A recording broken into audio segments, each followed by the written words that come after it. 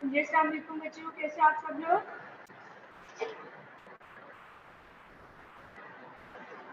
मेरी वालेकुम आवाज़ आ रही है? वालेकुम सलाम। यस मैम, आ रही है आपकी बात। इतने कम लोग क्यों हैं? 10 students are only there, in fact 9।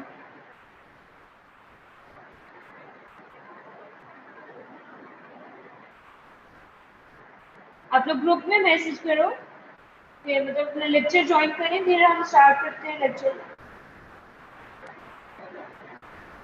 5 minute तक मैं और वेट कर रही हूँ। आप अपने ग्रुप में मैसेज करो कि सब लोग ज्वाइन करें अपना लेक्चर, ठीक है?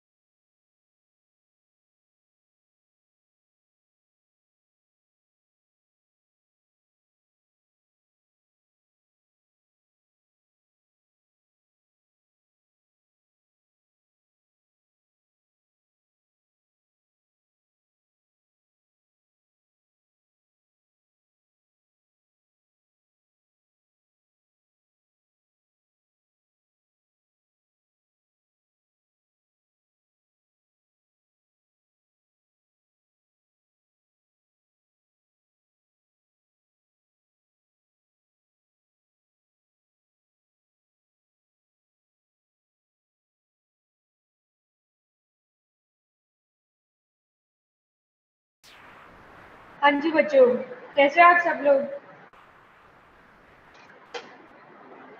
अल्हम्दुलिल्लाह मैम, आप कैसे? अल्हम्दुलिल्लाह। अच्छा, मिड के सिलेबस का पता चल गया था ना सबको? जी मैम।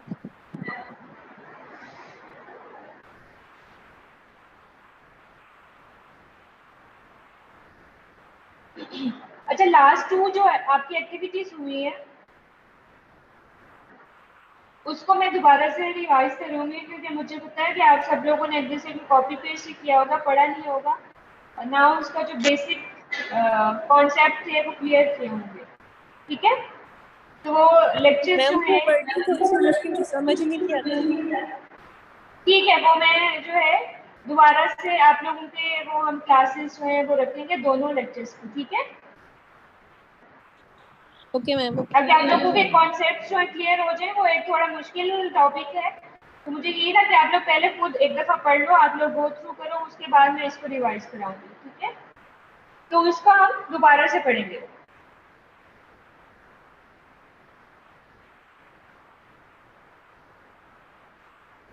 मिड के सिलेबस में कोई मसला तो नहीं है? No ma'am. मैम अब हमारा वैसे सिलेबस कंप्लीट नहीं है। अभी सिलेबस कंप्लीट नहीं हुआ। ठीक है, अभी नेक्स्ट 2 क्लासेस हमारी वो ये वाली होंगी जो पिछले लेक्चर्स हैं क्लास एक्टिविटीज वाले। उसके बाद आप लोगों की रिवीजन क्लास होगी मिड से पहले, अगर कोई क्लास रहती हो तो उसमें आप कोई भी टॉपिक, अगर आप लोगों को प्रॉब्लम हो रहा है मिड के सिलेबस में, तो आप लोग वो समझ लेना। ठीक है, ठीक है फिर मैम। 1-2 लेक्चर जो है वो मिड के बाद आपके होंगे, ठीक है। बाकी जो है। ठीक है, यस मैम। और आप लोगों की एक असाइनमेंट रहती है, वो असाइनमेंट भी आप लोगों की मिड्स के बाद होती है। Okay ma'am. Okay ma'am.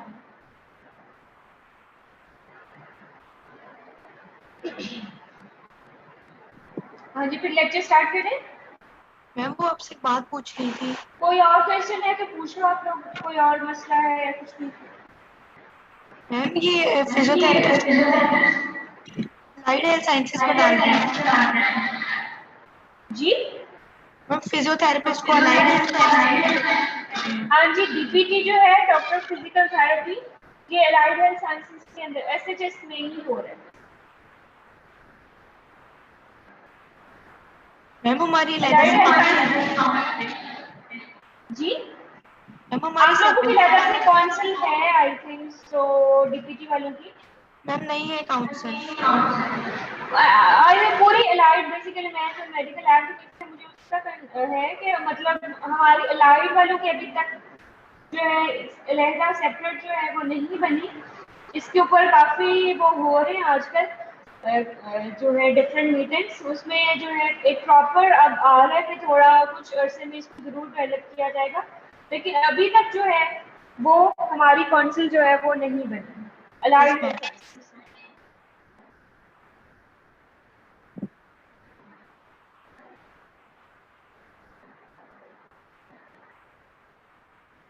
चलिए स्टार्ट करते हैं फिर लेक्चर।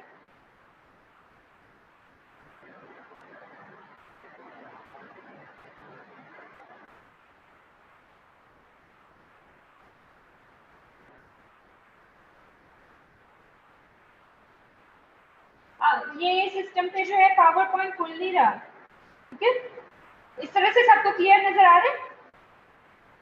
मैम नजर आ रहा है। ठीक है, बाकी सब लोग कहाँ पे, सब सोए हुए हैं क्या? मतलब हाँ जी बच्चों, सोए हुए हैं सब लोग? आवाज नहीं आ रही आपकी। तो मैम मेरी आवाज नहीं आ मैम रही? आपकी आवाज रिपीट हो रही है। बहुत ज्यादा ना मेरी echo आवाज हो रही ठीक नहीं आ रही? मैम काफी दफा रिपीट होती है आपकी आवाज। नेटवर्क का है। कोई इशू होगा, अदरवाइज पहले तो मैंने पहला लेक्चर भी लिया इधर ही, कोई प्रॉब्लम नहीं था बच्चों को। तो मैम इको हो रही है, वो आवाज ना गूंज रही है। अच्छा, एक्चुअली वो क्लासरूम में ले रही हूँ ना, क्लासरूम खाली है इस वजह से शायद। Yes ma'am. ठीक है, तो फिर स्टार्ट करते हैं। आज का टॉपिक जो बेसिकली हमारी एक टेक्निक पे डिपेंड, टेक्निक पढ़ेंगे हम उसमें, ब्लॉटिंग टेक्निक्स बेसिकली। है। ब्लॉटिंग या ब्लॉट जो है ये टेक्निक क्या है कि इसमें हम जो भी हमारे रिक्वायर्ड मॉलिक्यूल है या रिक्वायर्ड मटेरियल है उसको सैंपल से सेपरेट करते हैं, फिर उसको एक डिफरेंट मेम्ब्रेन के ऊपर अटैच करवाते हैं, फिर उसके साथ हाइब्रिडाइजेशन का प्रोसेस करते हैं। हाइब्रिडाइजेशन के बारे में आप लोगों को आइडिया है, हम लोग पढ़ा हुआ है, पर हाइब्रिडाइजेशन क्या होती है?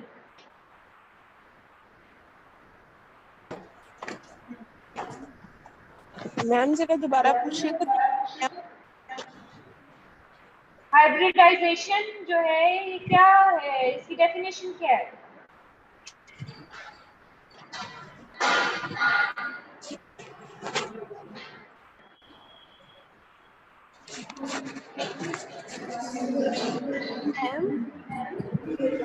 इसमें जो एटॉमिक ऑर्बिटल्स होते हैं ना वो फ्यूज होके उसको बनाते हैं, ऑर्बिटल्स को बनाते हैं। आपकी आवाज भी ठीक है बेटा? मैम दो कम्प्लीमेंट्री जो स्ट्रैंड होते हैं ना वो आपस में जब कंबाइन करते हैं उसको हम हाइब्रिडाइजेशन कहते हैं। अरे दो डिफरेंट सीक्वेंस जो है कम्प्लीमेंट्री सीक्वेंस जब एक दूसरे से अटैच करते हैं तो इस प्रोसेस को हाइब्रिडाइजेशन कहते हैं। ठीक है, तो ब्लॉटिंग टेक्निक में भी बेसिकली इसका की प्रोसेस जो है वो हाइब्रिडाइजेशन का प्रोसेस है। तो ब्लॉट्स और इसमें हम मॉलिक्यूल जो सेपरेट करते हैं वो डीएनए, आरएनए या प्रोटीन हो सकती है। ठीक है, मतलब उनको हम रिक्वायर्ड अपने डीएनए, आरएनए या फिर प्रोटीन को सेपरेट करते हैं, फिर उनको जो है वो डिटेक्ट करते हैं by hybridization process. Plots are techniques for transferring DNA, RNA and proteins onto a carrier so they can be separated and often follows the use of a gel electrophoresis. Basically इसमें क्या करते हैं?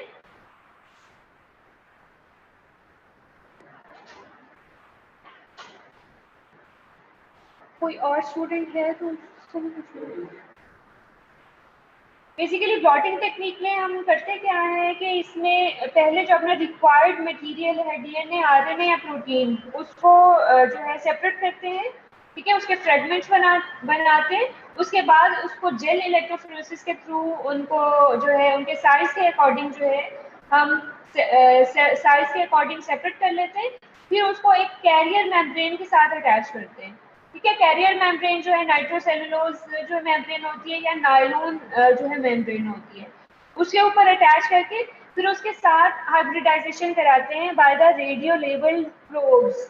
ठीक है, वो probes जो है हमारे रिक्वायर्ड मटेरियल के जो है कम्प्लीमेंट्री होते हैं, तो अपने कम्प्लीमेंट्री सीक्वेंस पे जाकर अटैच हो जाएंगे। फिर अगर हमारा रिक्वायर्ड मटेरियल है या किस साइज का है वो हम चेक कर लेते हैं बाय यूजिंग एक्सरेज और बाय यूजिंग केमिल्यूमिनेसेंस टेक्निक होती है कि उसमें हम केमिकल अटैच जो है प्रोब्स अटैच करके तो उनको डिटेक्ट कर सकते हैं कि जो हमारे फ्रेगमेंट सेपरेट हुए हैं ऑन द मेम्ब्रेन वो प्रेजेंट है या नहीं है। अगर प्रेजेंट है तो उनका साइज क्या है, मतलब डिफरेंट टेक्निक्स पे हम इसको यूज कर सकते हैं। तो this is the blotting technique. अब हम जो अपना मटेरियल जो है सेपरेट करेंगे उसके अकॉर्डिंग इसका नेम जो है वो डिफरेंट है। For example if we separate DNA by this technique this is known as southern blotting, southern blot. ठीक है, अगर हम आरएनए को डिटेक्ट कर रहे हैं, आरएनए को डिटेक्ट कर रहे हैं then it is northern blotting. ठीक है, और अगर हम प्रोटीन्स के लिए ये टेक्निक यूज कर रहे हैं then it is known as western blotting. तो ये तीन डिफरेंट टाइप्स की जो है टेक्निक्स हम यूज कर सकते हैं फॉर डीएनए, आरएनए और प्रोटीन्स। फर्स्ट टेक्निक को हम डिस्कस करते हैं, दैट इज सॉर्थन ब्लॉटिंग। सॉर्थन ब्लॉटिंग किसके लिए यूज होती है? For the detection of DNS. ठीक है, और ये फर्स्ट टाइम जो है 1975 में डेवलप हुई बाय द साइंटिस्ट एडविन सॉर्थन। इसी की नेम की बेस पे इस टेक्निक को हम सॉर्थन ब्लॉटिंग कहते हैं। ठीक है, और इसी पे जो है ये बहुत यूजफुल एक टेक्निक साबित हुई और इसकी पब्लिकेशन जो है प्रॉपर हुई। सबसे हाईएस्ट साइटेड जो है पब्लिकेशन है ये, और 2005 में भी साइंटिस्ट को जो है इसकी बेस पे अवार्ड दिया गया। अब इसका बेसिक प्रिंसिपल क्या है, क्या चीजें इसमें? This method involves three techniques basically, separation, transfer and hybridization. हमने पहले डिस्कस किया है कि हम अपने रिक्वायर्ड जेनेटिक मटेरियल को या रिक्वायर्ड मटेरियल को सबसे पहले सेपरेट करते हैं बाय यूजिंग जेल इलेक्ट्रोफोरेसिस। उसके बाद हम जेल से जो है उसको ट्रांसफर करते हैं to the carrier membrane. Carrier membrane जो है वो कोई भी हो सकती है, 2 डिफरेंट यूज करते हैं। उसके बाद जब हम उसको कैरियर मेम्ब्रेन पे ट्रांसफर कर लेते हैं अपने रिक्वायर्ड जेनेटिक मटेरियल्स को या फ्रेगमेंट्स को, तो उसके बाद हम उसकी हाइब्रिडाइजेशन करवाते हैं। हाइब्रिडाइजेशन में हम उसके साथ रेडियो लेबल प्रोब्स को जो है वो अटैच करवाते हैं। तो फिर हाइब्रिडाइजेशन के बाद हम उसकी डिटेक्शन कर लेते हैं कि हमारे फ्रेगमेंट्स जो हमारे आए हैं जिनकी हाइब्रिडाइजेशन हुई है वो प्रेजेंट है या नहीं है, और अगर हैं तो वो किस साइज के हैं या फिर उनका सीक्वेंस क्या है। So these 3 are the basic steps of blotting techniques. कोई भी हो, वो साउथर्न हो, वेस्टर्न हो या नॉर्दर्न ब्लॉटिंग टेक्निक हो, उन सब में 3 ये बेसिक स्टेप्स यूज होते हैं: separation, transfer and hybridization. The southern blot is used to detect the presence of a particular piece of DNA. ठीक है, मतलब southern blotting जो है DNA के लिए यूज होती है। तो इसके लिए हम कोई भी जो है DNA डिटेक्ट करने के लिए यूज करते हैं। वो कोई सिंगल जीन भी हो सकती है या it can be a particular या एक लार्जर सेगमेंट भी हो सकता है, मतलब more than 1 gene. The key to this method is hybridization. आपने जितनी भी मॉलिक्यूलर टेक्निक्स पढ़ी है उस सब में जो की प्रोसेस है वो हाइब्रिडाइजेशन प्रोसेस ही है। हाइब्रिडाइजेशन क्या है कि मतलब 2 जब सीक्वेंस जो एक दूसरे के साथ अटैच होते हैं, 2 कॉम्प्लीमेंट्री सीक्वेंस अटैच होते हैं, उस प्रोसेस को हाइब्रिडाइजेशन कहते हैं। तो जितनी भी मॉलिक्यूलर टेक्निक्स हैं उन सब में की प्रोसेस जो है हाइब्रिडाइजेशन। तो हाइब्रिडाइजेशन क्या है? It's a process of forming a double stranded DNA molecule between a single stranded DNA probe. ठीक है, क्योंकि हम इसमें डबल स्ट्रैंडेड बनते हैं। हाइब्रिडाइजेशन क्या होती है? जब 2 सिंगल स्ट्रैंडेड मिलके डबल स्ट्रैंड बना रहे हो, तो इसमें एक सिंगल स्ट्रैंड जो होगा वो प्रोब का होगा ताकि वो अटैच हो और फिर हम डिटेक्शन कर सकें, और एक सिंगल स्ट्रैंड जो है हमारा टारगेट मॉलिक्यूल होगा। तो डीएनए, आरएनए या प्रोटीन जिसमें हम जो भी डिटेक्ट करेंगे, इसमें अभी हम सॉल्वेंट ब्लॉटिंग की बात कर रहे हैं तो इसमें डीएनए होगा। ठीक है, तो ये हाइब्रिडाइजेशन प्रोसेस है कि जब 2 कॉम्प्लीमेंट्री मॉलिक्यूल्स एक दूसरे से अटैच करते हैं तो उसको हाइब्रिडाइजेशन प्रोसेस है। स्टेप्स क्या है? बेसिक स्टेप्स वही है। ठीक है, मतलब क्या है? Separation, transfer and hybridization. इसकी डिटेल में क्या है कि हम किस तरह से इसका जो है पूरी टेक्निक किस तरह से करते हैं। सबसे पहले जो डीएनए हमने एनालाइज करना है, ठीक है, अगर हमने उस डीएनए में से कोई स्पेसिफिक जीन भी करनी है या उसका कोई पार्ट करना है, तो उस डीएनए को पहले हम सैंपल में से सेपरेट करेंगे। ठीक है, डीएनए सेपरेशन होगी। उसके बाद उसके ऊपर हम रिस्ट्रिक्शन एंजाइम अप्लाई करेंगे। ये रिस्ट्रिक्शन एंजाइम क्या करेंगे कि डीएनए को फ्रेगमेंट्स में डिवाइड कर देंगे, सेगमेंट्स बना देंगे उसके। अब इन फ्रेगमेंट्स को जो हमने रिस्ट्रिक्शन एंजाइम जिन पे अप्लाई किया है और हमारे पास फ्रेगमेंट्स बन जाएंगे, तो फिर हम इन फ्रेगमेंट्स को जो है सेपरेट कर लेते हैं by using gel electrophoresis. Gel electrophoresis हमने पढ़ा था कि वो क्या करती है, तो डिफरेंट मॉलिक्यूल्स को according to their sizes separate कर देती है। अब मोबाइल क्यों यूज कर रही क्लास में?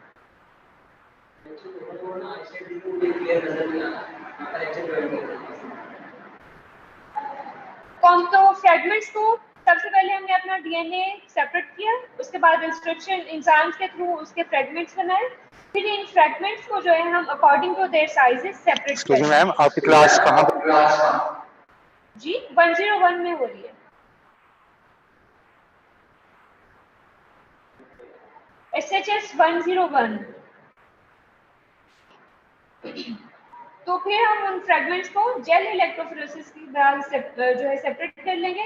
अब हमारे पास हमारे फ्रेगमेंट्स जो जेल के ऊपर आ गए। ठीक है, फिर हम जेल से जो है ये फ्रेगमेंट्स ट्रांसफर करेंगे टू द कैरियर मेम्ब्रेन।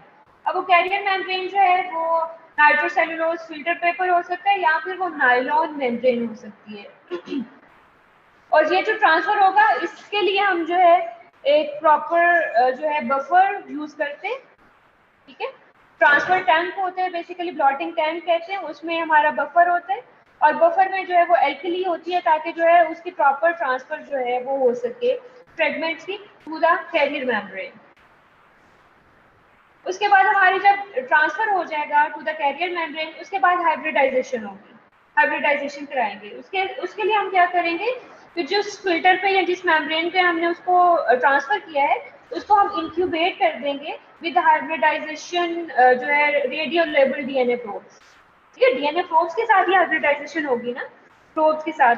तो उसके साथ हम जो है उसको इंक्यूबेट कर देंगे। इंक्यूबेट मतलब एक स्पेसिफिक टाइम और स्पेसिफिक टेम्परेचर पे हम उसको रख देंगे, ठीक है, फॉर 15 मिनट्स, 20 मिनट्स या 30 मिनट्स तक। इस इंक्यूबेशन में क्या होगा कि ये जो डीएनए प्रोब्स हमारे पास उसमें थे उस टैंक में, वो अटैच हो जाएंगे टू द कम्प्लीमेंट्री सीक्वेंस या कम्प्लीमेंट्री फ्रेगमेंट्स। उसके बाद जो है जो एक्सेस प्रोब्स होंगे जो अटैच नहीं होंगी किसी भी अपने फ्रेगमेंट्स के साथ, उनको हम वॉश कर देंगे। ये वॉशिंग बेसिकली क्यों करते हैं एक्सेस प्रोब्स को? क्योंकि प्रोब्स रेडियो लेबल्ड हैं, उनको जब भी हम एक्सरेज के नीचे देखेंगे तो वो फ्लोरेसेंट शो करेंगे, ठीक है। तो अगर वो अटैच नहीं भी हैं पर वो उस मेम्ब्रेन पे अटैच हैं तो वो फिर शो होंगे, इस वजह से रिजल्ट हमारा कॉम्प्रोमाइज होगा। इसलिए हम जो एक्सेस प्रोब्स हैं जो अटैच नहीं हुए विद द कम्प्लीमेंट्री सीक्वेंस, उनको वॉश ऑफ कर देंगे। And the probe bound to the filter is detected by autoradiography. Autoradiography क्या होता है कि हम उसमें रेज यूज करके एक्सरे फिल्म पे जो है उनका रिजल्ट शो होता है, इसके बैंड्स बन जाते हैं, ठीक है। और इस पैटर्न को ऑटो रेडियोग्राम कहते हैं। जो पैटर्न हमारे पास आएगा ना ऑटो रेडियोग्राफी के बाद, उसको ऑटो रेडियोग्राम कहते हैं और इस टेक्निक को ऑटो रेडियोग्राफी कहते हैं। And it reveals the DNA fragments to which the probe hybridized. These are the steps basically, ठीक है। सॉथर्न और जो है नॉर्दर्न ब्लॉटिंग जो है बेसिकली ये सेम स्टेप्स सबके सेम है, ठीक है। सिर्फ ये है कि इसमें हम डीएनए डिटेक्ट कर रहे हैं, नॉर्दर्न में जो है हम आरएनए डिटेक्ट करेंगे। तो स्टेप्स क्या है? बेसिकली हम डीएनए या आरएनए जो हमें सेपरेट करना है उसके फ्रेगमेंट्स को हम पहले इलेक्ट्रोफोरेसिस करेंगे, सेपरेट करेंगे, ठीक है। ये हमारे पास सेपरेटेड फ्रेगमेंट्स आ गए ऑन जेल। इसके बाद इसको हम ट्रांसफर करेंगे to the carrier membrane by using specific conditions. उसमें हमारे पास प्रॉपर जो है बफर हम यूज करते हैं, स्पॉन्ज नीचे रखते हैं, उसके बाद जेल हमारी होती है जिसके ऊपर हमारे पास फ्रेगमेंट्स होते हैं, उसके ऊपर जो है हमारी कैरियर मेम्ब्रेन होती है। कैरियर मेम्ब्रेन दो तरह से हम यूज कर सकते हैं, नाइट्रोसेलुलोज फिल्टर पेपर या फिर नायलॉन जो है मेम्ब्रेन यूज कर सकते हैं। उसके बाद स्पॉन्ज जो है पेपर टॉवल होते हैं और ये बफर जो है बेसिकली इसकी ट्रांसफर में जो है हेल्प करेंगे, ठीक है। जब ये ट्रांसफर हो जाएंगे तो ये हमारे पास इस मेम्ब्रेन के ऊपर जो है हमारे पास सारे फ्रेगमेंट्स जो इस पे थे हमारी इस फिल्टर पेपर या इस मेम्ब्रेन पे आ जाएंगे। जब ये ट्रांसफर हो गया अब क्या प्रोसेस आएगा? हाइब्रिडाइजेशन, कि हम जो रेडियो लेबल्ड प्रोब्स हैं उसका रिएक्शन कराएंगे टू दिस फ्रेगमेंट्स। जो फ्रेगमेंट्स जो प्रोब्स अटैच हो जाएंगे वो अपने जो है कम्प्लीमेंट्री सीक्वेंस के साथ अटैच हो जाएंगे, एक्स्ट्रा जो है वो हम वॉश कर देंगे ताकि हमारा रिजल्ट जो है कॉम्प्रोमाइज ना हो। उसके बाद हम जो है एक्सरे फिल्म पे जो है वो हमारा रिजल्ट शो करते हैं बाय यूजिंग रेज या फिर केमिकल्यूमिनेसेंस टेक्निक, ठीक है। तो इस तरह से ये हमारा पैटर्न शो होता है। दीज आर रिक्वायर्ड मटेरियल, ठीक है। अब ये हमारे पास जो है ये मार्कर्स हैं। अब ये इस तरह से हमें पता चल गया कि ये हमारे रिक्वायर्ड मटेरियल भी सैंपल में था या रिक्वायर्ड जीन भी थी और उसका साइज क्या था। मतलब ये मार्कर्स जो है अकॉर्डिंग टू दैट साइज हम ये कमर्शियली प्रीपेयर्ड ऐड करते हैं। तो इस तरह से हम अपना रिक्वायर्ड मॉलिक्यूल जो है सेपरेट कर सकते हैं और फिर उनका साइज और जो है वो सारी चीजें जो है इस टेक्निक के थ्रू चेक कर सकते हैं। So this is the solvent blotting या ब्लॉटिंग टेक्निक। नेक्स्ट है what are the applications of solvent blotting. इसके एप्लीकेशंस क्या हैं, कहाँ कहाँ पे अप्लाई कर सकते हैं। सो जितनी भी मॉलिक्यूलर की जो है बेसिक टेक्निक्स हैं वो रिसर्च की हैं या वो डिटेक्शन की हैं डिजीज डायग्नोसिस में, उन सब में सॉल्वेंट ब्लॉटिंग या ब्लॉटिंग टेक्निक्स यूज हो रही है। These are used in several main areas including gene discovery, gene mapping, evolution and development studies, diagnostics and forensics, ठीक है। जितनी भी मॉलिक्यूलर की ब्रांचेस हैं उन सब में यूज हो रही है जी। जीन मैपिंग के एक जो है एक पर्सन की जीन्स जो है वो कहाँ कहाँ पे है, मतलब पूरे डीएनए में जो है कितनी जीन्स हैं और वो पर्सन टू पर्सन किस तरह से वेरी कर रही है, ठीक है। मतलब हो सकता है वो एक पर्सन में कम साइज की हो, एक में ज्यादा वो एक्सप्रेस हो रही हो, ठीक है। इस तरह से ये सारा जो जीन स्ट्रक्चर एक पर्सन का लिया जाता है उसको जीन मैपिंग कहते हैं। तो जितनी भी बेसिक टेक्निक्स है मॉलिक्यूलर की उसको हम उस पर यूज करते हैं solvent blotting technique. Sawtelle plots allow investigation to determine molecular weight, जो हमारे पास फ्रेगमेंट सेपरेट हुए हैं उनके मॉलिक्यूलर वेट्स हम देख सकते हैं और इनके रिलेटिव अमाउंट्स जो है इन डिफरेंट सैम्पल्स वो चेक कर सकते हैं। रिलेटिव अमाउंट का क्या मतलब है कि मतलब एक जीन जो है 2 पर्सन्स की जैसे हमने सैंपल लिया तो उसमें एक रिक्वायर्ड जीन हमने डिटेक्ट कर लिया तो वो सेम थी, उनका सीक्वेंस सेम था, जब उनका डिफरेंट था वो एक ही लेवल से एक्सप्रेस कर रही है दोनों पर्सन्स में और या वो डिफरेंट वे से एक्सप्रेस हो रही है उन 2 पर्सन्स में। ठीक है, तो इन चीज़ों को इनके रिलेटिव अमाउंट्स को जो भी हमारा रिक्वायर्ड मटेरियल है उसको हम डिटेक्ट कर सकते हैं by using sorted blotting. Sorting blot is used to detect the presence of a particular bit of DNA. और कोई पर्टिकुलर स्पेसिफिक जीन हमने डिटेक्ट करनी है तो वो भी हमें पता चल जाएगी, अगर वो होगी तो हमारा जो है वो उसका प्रोब जो है वो शो हो जाएगा या उसका रिक्वायर्ड बैंड जो है वो शो हो जाएगा। Analyze a genetic pattern which appear in a person's DNA. एक पूरे DNA का जो जेनेटिक पैटर्न है वो चेक किया जा सकता है। It can be used in fingerprinting, genetic engineering and forensic sciences for tests. Tests के लिए किस तरह से? For example, अगर हमने genetically modified organism की बात की थी, ठीक है, वो क्या होते हैं? Genetically modified organisms क्या होते हैं? जिसमें हम कोई रिक्वायर्ड ट्रेट इंसर्ट करते हैं, ठीक है, रिक्वायर्ड अपनी कैरेक्टरिस्टिक इंसर्ट करते हैं, मॉडिफाई करते हैं उसके जीनोम को। तो इस टेक्निक के थ्रू हम ये टेस्ट कर सकते हैं कि वो रिक्वायर्ड जीन जो है उसके जीनोम का पार्ट बन गई है या नहीं बना। ठीक है, वो हम उस जीन को उसके जीनोम में, होस्ट जीनोम में जो है वो रिक्वायर्ड जीन जो है डिटेक्ट कर सकते हैं। So it can be use for testing process कि एक हमारी जीन जो है वो इंसर्ट हो गई है या नहीं होगी इंसर्ट। नेक्स्ट है नॉर्दर्न ब्लॉटिंग। ठीक है, साउथर्न ब्लॉटिंग और नॉर्दर्न ब्लॉटिंग में डिफरेंस क्या है कि वो डीएनए के लिए यूज हो रहा है और ये क्या है आरएनए के लिए यूज हो रहा है, अदरवाइज बेसिक प्रिंसिपल है वो same. Northern blotting is a technique for the detection of specific RNA sequence. It is developed in 1977। वो कितने में थे? 1975। उसके बाद ये 2 साल के बाद आरएनए के लिए भी यूज की जाने वाली की जा रही थी और ये डिफरेंट साइंटिस्ट ने जो है इसको डिस्कवर किया था। लेकिन इसका नेम नॉर्दर्न ब्लॉटिंग क्यों रखा? क्योंकि पहले साउथर्न ब्लॉटिंग था उसका, तो उसकी एनालॉजी को मेंटेन रखने के लिए इसका नेम जो है नॉर्दर्न ब्लॉटिंग रखा। स्टेप्स क्या है? सेम है। बेसिक स्टेप्स कौन से थे? Separation, transfer, hybridization. इसमें भी वही है। RNA is isolated from several biological samples। जो भी आपका सैंपल है उसमें से आप RNA को आइसोलेट कर लेते हो। RNA is more susceptible to degradation from DNA। क्यों? क्योंकि सिंगल स्ट्रैंडेड है ना, DNA का स्ट्रक्चर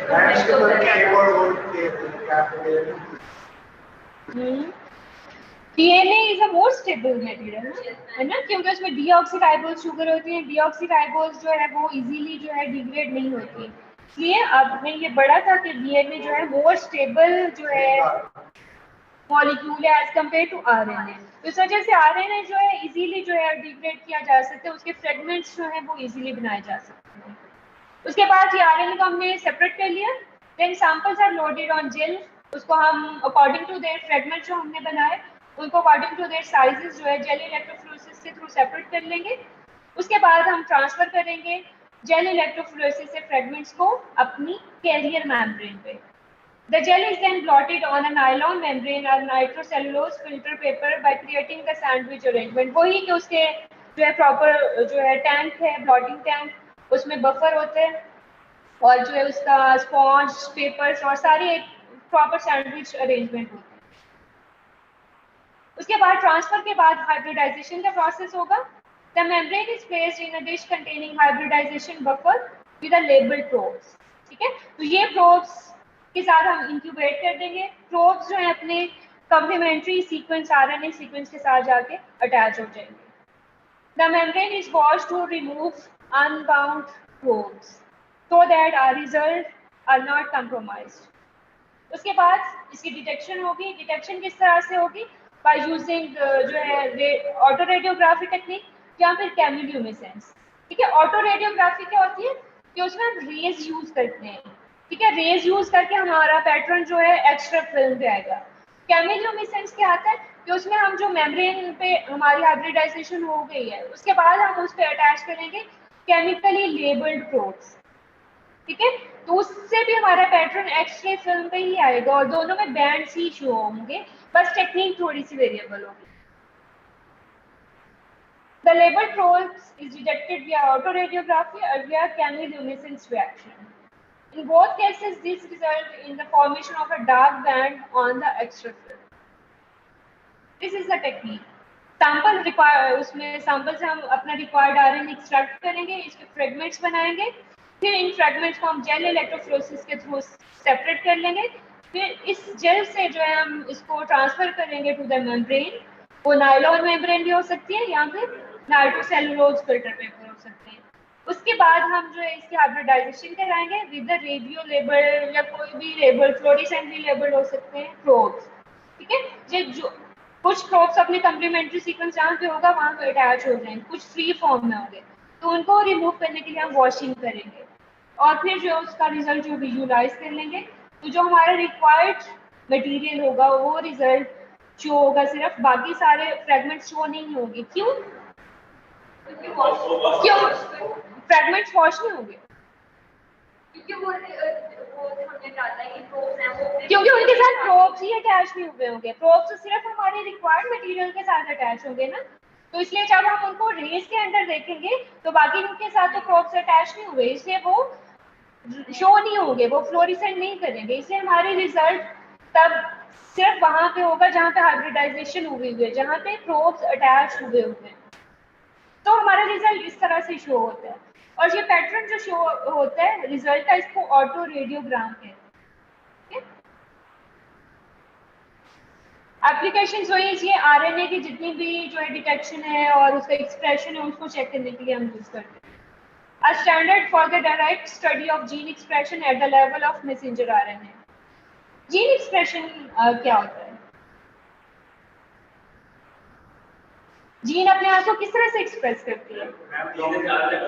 डीएनए से मैसेंजर आरएनए बनता है, ठीक है। तो हम उसका एक्सप्रेशन के एक जीन अपने आप को एक्सप्रेस कर रही है या वो एक जीन एक्सप्रेस हो ही नहीं रही, तो हम मैसेंजर आरएनए, उसका रिक्वायर्ड मैसेंजर आरएनए को डिटेक्ट करेंगे। तो इस तरह से हम किसी भी जीन का एक्सप्रेशन चेक कर सकते हैं और उसकी कि वो कितनी, वो बहुत ज़्यादा अपने आप को एक्सप्रेस कर रही है या बहुत कम एक्सप्रेस कर रही है। तो ये सारी चीज़ें जीन एक्सप्रेशन के जितना भी है वो हम इस टेक्निक के थ्रू चेक कर सकते हैं। इसके अलावा detection of messenger RNA, transcript size, उसका जो साइज कितना है, स्टडी आरएनए डिग्रेडेशन इजीली हो रही है नहीं, आरएनए स्प्लाइसिंग को चेक कर सकते हैं, आरएनए की हाफ लाइफ को चेक कर सकते हैं, आईआरईएस इंटरनल राइबोसोमल एंट्री साइट्स को चेक कर सकते हैं।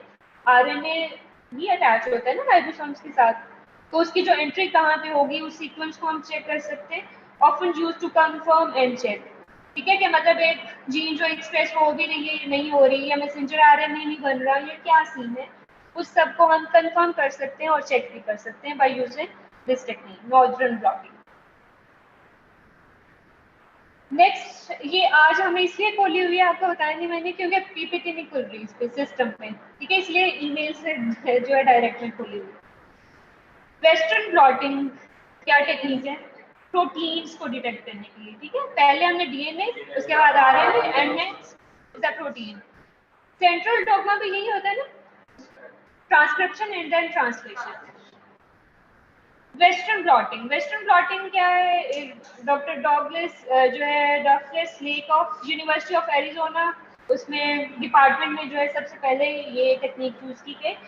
और इसमें क्या, प्रोटीन्स को हम सेपरेट करते हैं, बिल्कुल इसी तरह से हम जेल इलेक्ट्रोफोरेसिस के थ्रू पहले प्रोटीन्स को सेपरेट करेंगे। अब इसमें फ्रेगमेंट्स नहीं होंगे, ठीक है, प्रोटीन्स तो डिफरेंट प्रोटीन्स को सेपरेट करेंगे, तो वो proteins automatically according to their sizes जो है सेपरेट हो जाएंगे। फिर हमारी जो रिक्वायर्ड जी प्रोटीन जो हमने करनी है उसके अगेंस्ट में हमने प्रोब्स जो है वो यूज कर लेंगे, वो डिटेक्ट हो जाएगा। A technique in which proteins are separated by gel electrophoresis and transferred to a membrane sheet, separate करके transfer कर लिया। A specific protein is then identified through a reaction with a labeled antibody.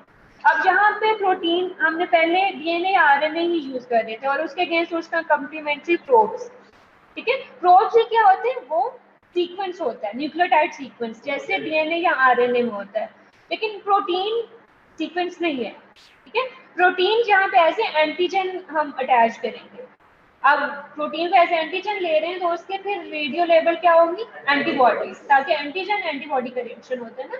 तो इसमें western blotting में radio labelled antibodies use होती हैं क्योंकि इसमें प्रोटीन्स ऐसे एंटीजन अटैच होते हैं। स्टेप्स सेम है, basic steps. Protein sample is subjected to electrophoresis, separate हो जाएंगी प्रोटीन्स।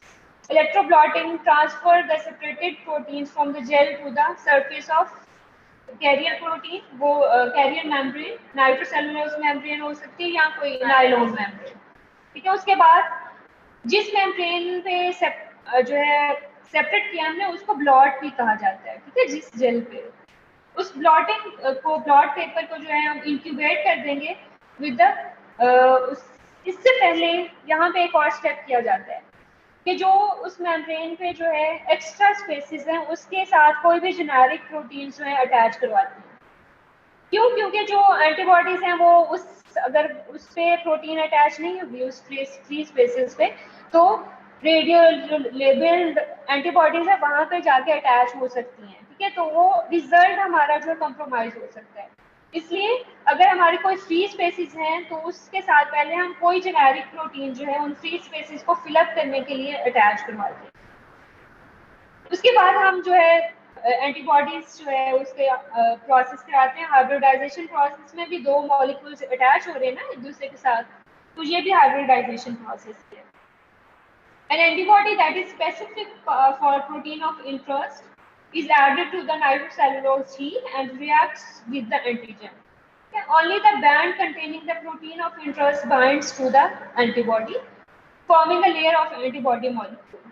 तो इस तरह से हमारे पास वही रिजल्ट में आएगा जो हमारी रिक्वायर्ड प्रोटीन हमने डिटेक्ट करनी है। तो स्टेप सबके सेम है, थोड़ा सा डिफरेंस है कि उसमें मॉलिक्यूल्स का और इसमें जो है कि हम एक स्टेप जो है वो और वेरिएबल है। This is the separation of through gel electrophoresis, ठीक है। उसके बाद जो है हम ट्रांसफर करेंगे ब्लॉटिंग टैंक में। उसके बाद जो है इसमें जेनेरिक कोई फ्री स्पेसेस को फिलअप करने के लिए कोई जेनेरिक प्रोटीन अटैच कराएंगे। फिर हम रेडियो लेबल जो है या फ्लोरेसेंटली लेबल जो एंटीबॉडीज जो है वो अटैच करवाएंगे उसके ऊपर, और ये जो है अपनी रिक्वायर्ड एंटीजन जो है हमारी टारगेट जो प्रोटीन है उसके साथ जाके सिर्फ अटैच होगी, ठीक है। उसके बाद हम autoradiography by using rays हम ये पैटर्न जो है वो अपनी एक्स्ट्रा शीट पे उतार लेते हैं, ठीक है, जिसको हम ऑटो रेडियोग्राम कहते हैं। ये हमारे जो है रिक्वायर्ड प्रोटीन जो है वो शो कर रही है। ये मार्कर्स यूज किए जाते हैं, ठीक है। मार्कर्स इसलिए यूज किए जाते हैं ताकि जो भी मॉलिक्यूल हमारा अटैच हो उसका साइज अगर वो एक बैंड के सामने आ रहा है तो इस बैंड का एक प्रॉपर साइज हमें पता होता है, ठीक है। तो वो उस साइज के सामने आ रहा है तो मतलब इसका साइज भी ये है, तो ये हमें साइज के बारे में जो है वो बता देते हैं। हम कंपेयर कर सकते हैं तो उसका साइज एप्लीकेशंस इसकी क्या है। अब to identify the specific proteins की डिटेक्शन के लिए यूज हो रहा है।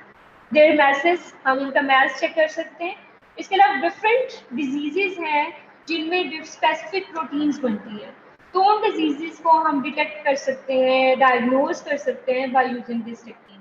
अब कौन सी HIV कंफर्मेटरी टेस्ट है ये, ठीक है, उसमें स्पेसिफिक एंटीबॉडीज को हम चेक कर सकते हैं बाय यूजिंग स्पेसिफिक प्रोटीन्स। तो उन एंटीबॉडीज के डिटेक्शन के थ्रू हम HIV को डिटेक्ट कर सकते हैं। इसके अलावा बोवाइन स्पॉन्जिफॉर्म इंसेफ्लोपैथी, पता है ये कौन सी डिजीज होती है? ये बेसिकली ब्रेन डिसऑर्डर है। इसमें ब्रेन में एबनॉर्मल प्रोटीन्स बनना शुरू हो जाती हैं जिनको प्रियॉन्स कहते हैं, ठीक है। और ये जो है ये बेसिकली एनिमल से जो है ह्यूमंस में आती है। काऊ से जो है काऊ एक अगर इन्फेक्टेड हो, ठीक है, अगर उनमें प्रियॉन प्रोटीन्स हो और वो प्रॉपर मीट कुक ना हुआ हो और वो ह्यूमंस कंज्यूम कर ले तो वो प्रोटीन्स जो है एबनॉर्मल प्रोटीन्स जो है ब्रेन को इफेक्ट करती हैं। फिर ह्यूमन ब्रेन भी जो है वो प्रोटीन्स बनाना शुरू कर देता है। इसका इंक्यूबेशन पीरियड बहुत लॉन्ग होता है, 7 to 10 years after eating that जो है prions protein, abnormal prion proteins, ठीक है। तो उसके बाद जो है ह्यूमन ब्रेन में भी वो एबनॉर्मल प्रोटीन्स बनना शुरू हो जाती है जिसकी वजह से डिफरेंट फिर ब्रेन जितनी भी सिम्टम्स हैं अपीयर होना शुरू हो जाती हैं और न्यूरोसाइकेट्रिक जितनी भी सिम्टम्स हैं वो अपीयर होना शुरू हो जाती है। इसके अलावा लायन डिजीज को चेक कर सकते हैं। लायन डिजीज क्या है? बेसिकली ये एक प्रोटोजोअल और बैक्टीरियल डिजीज है। बेसिकली ये टिक्स के थ्रू, जो टिक्स इंसेक्ट्स होते हैं उनके थ्रू जो है ट्रांसफर होता है ये बैक्टीरिया, ठीक है। और फिर जो है ये रैश उसमें डेवलप होती है, उसके बाद इसका एक प्रॉपर इंक्यूबेशन पीरियड होता है, जिसके बाद ये साइकेट्रिक सिम्टम्स भी डेवलप करता है, ठीक है। और इसमें स्पेसिफिक प्रोटीन्स जो है वो बनती हैं बॉडी में, एंटीबॉडीज बनती हैं, उनको जो है एंटीजेंस बनती हैं, स्पेसिफिक एंटीजेंस भी होती हैं, तो उनको हम चेक कर सकते हैं बाय यूजिंग दिस टेक्निक। तो दिस इज जो टेक्निक्स हैं बेसिकली हमारी आज का टॉपिक। ये बेसिक कोई स्टेप्स बताएं। हाँ जी बेटा, कोई क्वेश्चन है? मैम ये लेक्चर मिड में नहीं है ना, ये तो लेक्चर 20 है। हाँ जी 20 है लेक्चर नंबर। मैम ये मिड में तो नहीं ना इंक्लूडेड? ये मिड में नहीं है, मिड में नहीं, मिड का सिलेबस तो मैं आपको बता दिया ना। यस मैम, मिड में कोई सिलेबस होगा, बाकी अभी हम जो भी पढ़ रहे हैं ये मिड्स में नहीं है। Okay ma'am. ये इसको कंप्लीट कर लीजिए।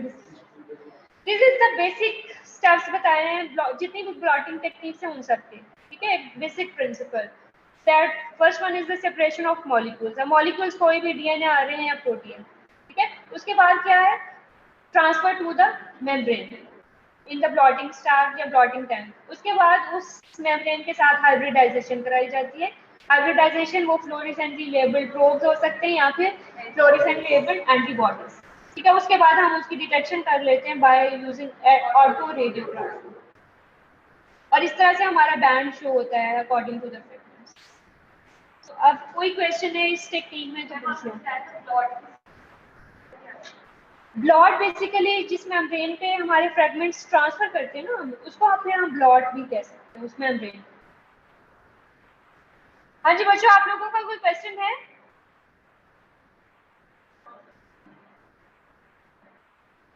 समझ आ गई टेक्निक? ये सुना ही नहीं? समझ आ गई है। ये पूरे इन फर्स्ट सेक्शन ए में सब बच्चों की एब्सेंट मार्क हुई है क्योंकि ये सब सो रहे थे, इन सब ने रिस्पॉन्ड नहीं किया। हाँ जी आज आप लोगों के साथ भी यही होगा आज। उस बच्ची की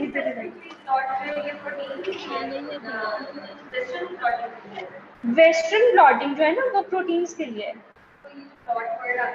नहीं ब्लॉट कोई भी, चाहे वो सॉफ्टवेयर में यूज हो रहा है, जिस मेम्ब्रेन पे हम अपने फ्रैगमेंट्स को ट्रांसफर करते हैं, नायलॉन या नाइट्रोसेलुलोज फिल्टर पेपर, तो उनको जो है हम ब्लॉट कहते हैं, कह सकते हैं।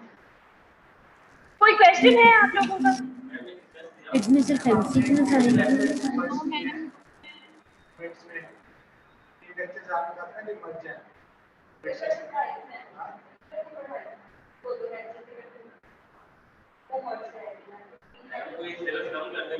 सिलेबस कम नहीं होगा बच्चों। आप देखो मिनट्स में अभी टाइम है, आप लोग इतने भी कोई लेक्चर नहीं है,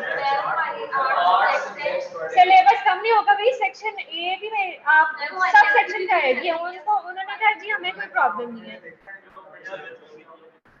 नहीं आप लोग भी पढ़ने वाले बच्चे ही हो, आप लोग पढ़ो इसको अच्छे तरीके से, सिलेबस चाहिए।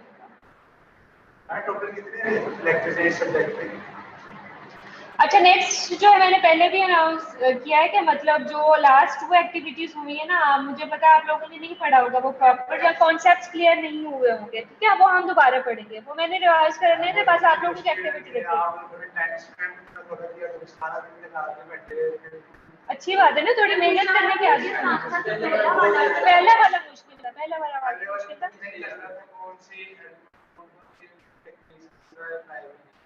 हाँ जी वो मुश्किल था, इसलिए हम उसको दोबारा से मैं उसको जो पढ़ाऊंगी आपको दोबारा से उसमें से स्टार्ट करके पीपीटी बना के, तो फिर आप लोगों को नेक्स्ट 2 लेक्चर जो है वो हम पढ़ेंगे, ठीक है। इसके बाद जो है मिड से पहले आपकी जो है वो रिवीजन क्लास, अगर कोई रह गई बाकी मिड से पहले कोई रिवीजन क्लास हो जाएगी, जिसमें अगर आप लोगों को कोई टॉपिक उन मिड्स के सिलेबस में समझ नहीं आ रहा तो आप लोग वो समझ लेना, ठीक है। बाकी जो आपका लेक्चर है 1-2 है वो मिड्स के बाद होगा, ठीक है। और सेकेंड आप लोगों की एक असाइनमेंट रहती है, वो भी मिड्स के बाद होगी, मिड के बाद होगी। अब मिड्स पे फोकस करो आप।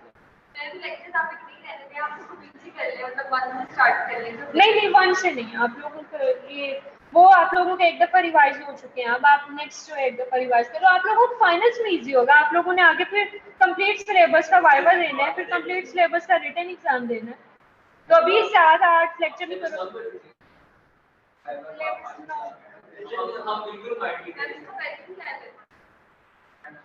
पैटर्न अभी तक जो है अकॉर्डिंग टू एग्जामिनेशन पॉलिसी होगी, वो जैसे भी बताएंगे कि हम सिर्फ एमसीक्यू या एससीक्यू पे हैं या दोनों कंबाइन करके बताएंगे। क्योंकि मैम ने तो बता दिया है, उन्होंने कहा 50 MCQs वो हैं। डिपेंड करता है वैसे, मतलब एक बेसिक पॉलिसी होती है ना कि हमने सिर्फ एमसीक्यू लेने हैं या दोनों मिक्स करने एमसीक्यू एससीक्यू, तो वो मैं आपको कंफर्म करके फिर बता दूंगी। वो आगे डिपेंड करता है कि हमने 50 रखने, 30 रखने या कितने रखने।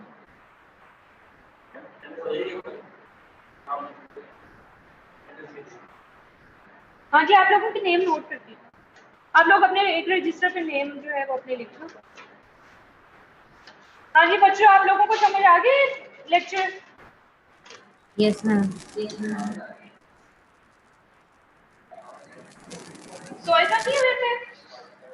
No ma'am. अच्छा, तो चेक करते हैं जरा। कुछ बच्चों को मैं रैंडमली चेक करूंगी, उसके बाद देखते हैं कि क्या रिस्पॉन्स है आपका। मोहम्मद नदीम, जो बच्चे रिस्पॉन्ड नहीं करेंगे उनके एब्सेंट मार्क होगी आज। Yes ma'am. हाँ जी मोहम्मद नदीम, क्या पढ़ा हमने?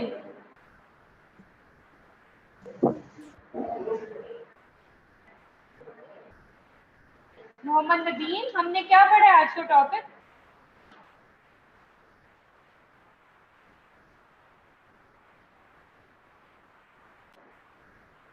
सुना ही नहीं?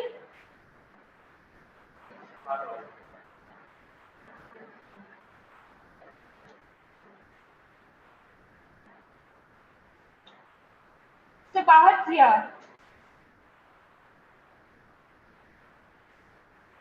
आप लोगों से भी पूछ सकते हो।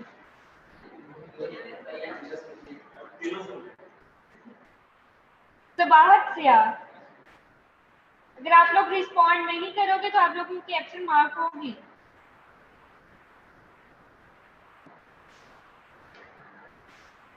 This is the response. 2 बच्चों को चेक किए, दोनों 0 absent. Hifsa Nadeem, yes ma'am. हाँ जी बच्चे, क्या पढ़ा हमने आज? मैम आज हमने ब्लोटिंग पढ़ी है, साउथ वेस्टर्न और नॉर्थर्न। ब्लॉटिंग टेक्निक पढ़ी है। कौन को कोई एक टेक्निक का नेम बताओ ब्लॉटिंग टेक्निक में से। हम सॉर्डरिंग टेक्निक, उसमें हम डीएनए ठीक चेक है, करते हैं। मोहम्मद यासीन,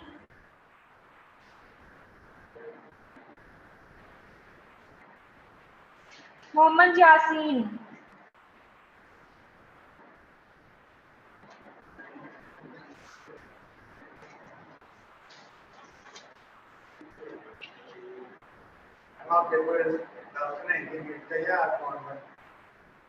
इतना टफ नहीं होगा आपको, सिलेबस इतना भी टफ नहीं है, इजी नहीं होगा। फर्स्ट टाइम पढ़े, ये जो पहले 7 लेक्चर्स पढ़े थे ना, वो बचपन से पढ़ते आ रहे थे। अभी वो जो है वो भी वही है, वो भी ट्रांसक्रिप्शन ट्रांसलेशन पे है। नेक्स्ट वाली बरीहा अनवार,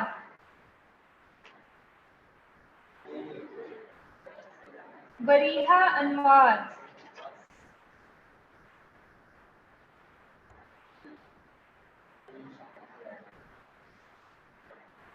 किसी को चेक करना चाहते हो आप लोग इनमें से? सारा सजाद,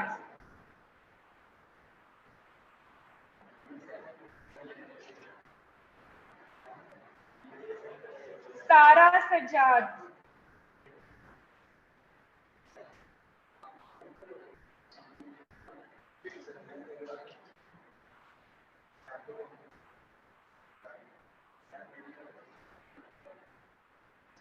उसामा अहमद, उसामा अहमद,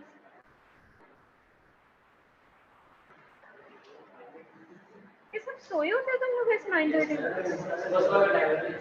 सुबह सुबह तो नहीं है ऐसे। उसामा अहमद, आई थिंक तो मुझे फर्स्ट लेक्चर से ये रूल रखना चाहिए था, ताकि आपको एंड पे सुन के आप लोगों के एब्सेंट मार्क पे। वनीजा नसीर, लड़के हैं लड़की वनीजा नसीर।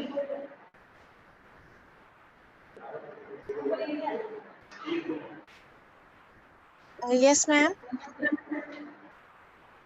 हाँ जी, बट क्या कर रही थे आप? इतना लेट रिस्पॉन्स, किसी ने उठाया?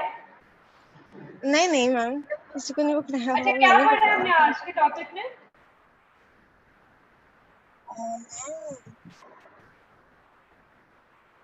हाँ जी वनीजा, क्या पढ़ा हमने आज?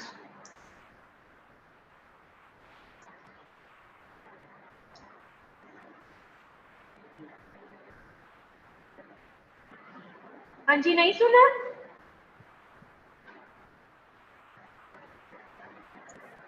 बदल रहा हो।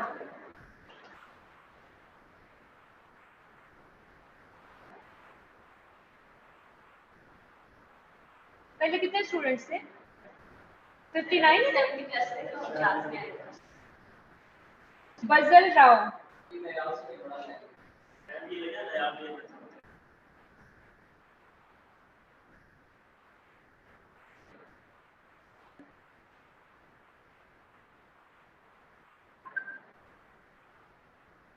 माहम फ्याज।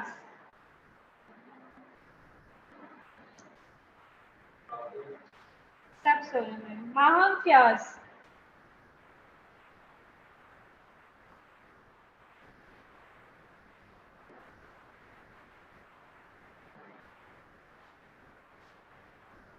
निशा फजल।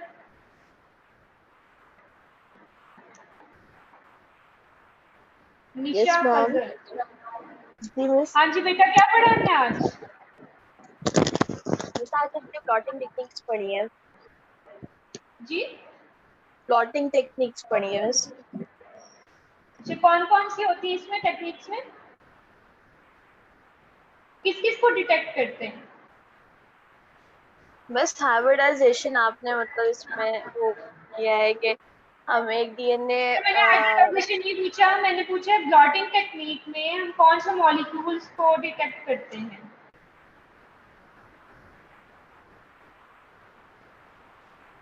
मैम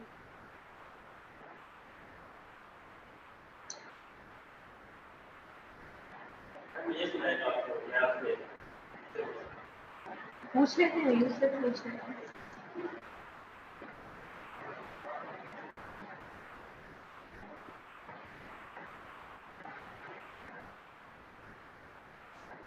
नायाब सुहेल। सोया होगा, पता है आप सबको होगा। नायाब सुहेल।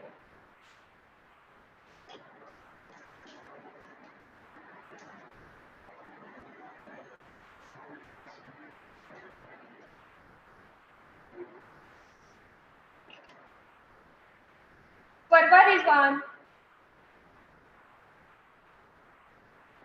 Yes ma'am. हाँ जी बेटा, क्या पढ़ा हमने आज? मैम हमने आज ब्लॉटिंग टेक्निक्स पढ़ी है। किसके लिए यूज होती है? मैम हम इसमें डिटेक्शन करते हैं डीएनए, आरएनए या प्रोटीन्स की।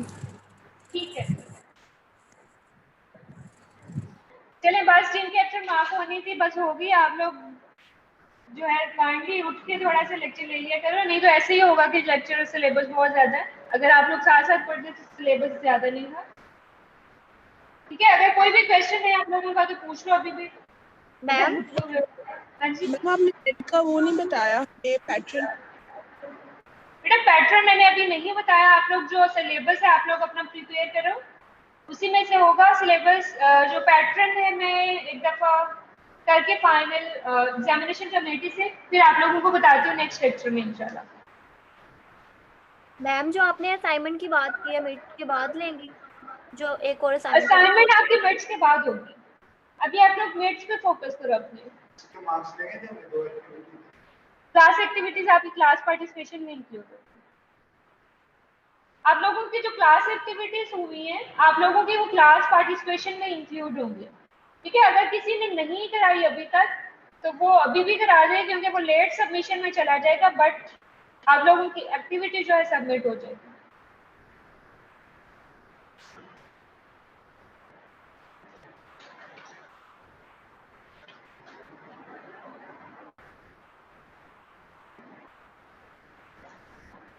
चलिए ठीक है बच्चों, अपना ख्याल रखिएगा। ओके, अल्लाह हाफिज़।